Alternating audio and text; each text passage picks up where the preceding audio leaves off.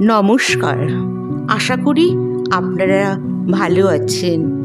আপনারা ভালো থাকবেন, সুস্থ থাকবেন, শান্তিতে থাকবেন, আনন্দে থাকবেন, এই কামনা করে আজ আমি কিছু কথা আপনাদের সামনে তুলে ধরার চেষ্টা করব। কিছু শব্দ আপনার জীবনকে সম্পূর্ণ পরিবর্তন করে দিতে পারে। আপনাদের মনে হতে পারে কোন শব্দ জীবনকে সম্পূর্ণ পরিবর্তন করতে পারে।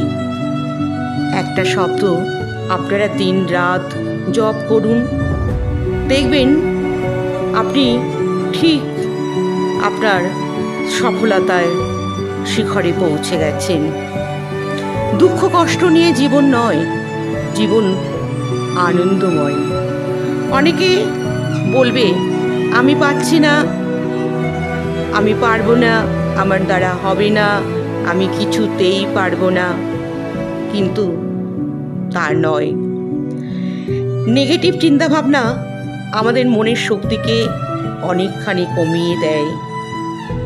অনেকে হয়তো বলবে তুই পারবি না, তোর দ্বারা হবে না, তুই মোটেও পারবি না।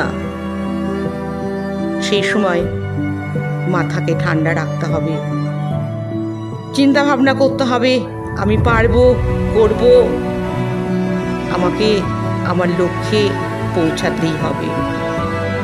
তবে আকাশ কুসুম কল্পনা না করে নিজের যোগ্যতা অনুসারে চিন্তা ভাবনা করতে হবে।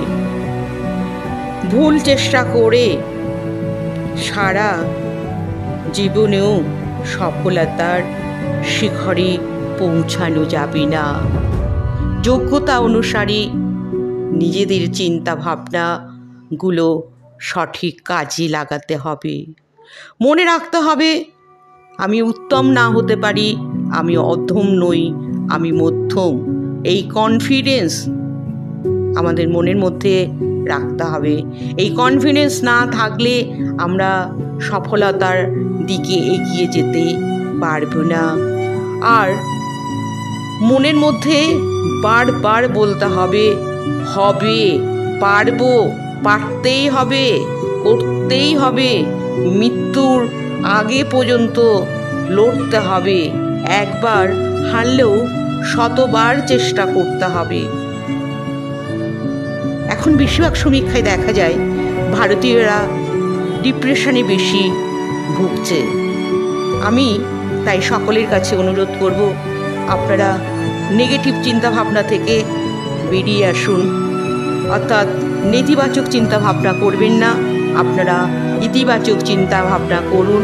আপনারা আনন্দে থাকুন, আপনারা ভালো থাকুন, আপনারা সুস্থ থাকুন। স্বামী বিবেকানন্দ আমাদের বলে গেছেন আমাদের মধ্যে আছে অপরন্ত শক্তি। আমরা নিজেরা নিজেদের শক্তি সম্বন্ধেও জানি না।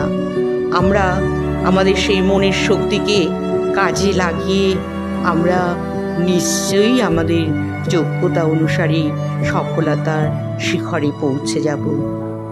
আমার কথা শুনে যদি আপনাদের ভালো লাগে তাহলে আপনারা লাইক, কমেন্ট, শেয়ার, সাবস্ক্রাইব করবেন।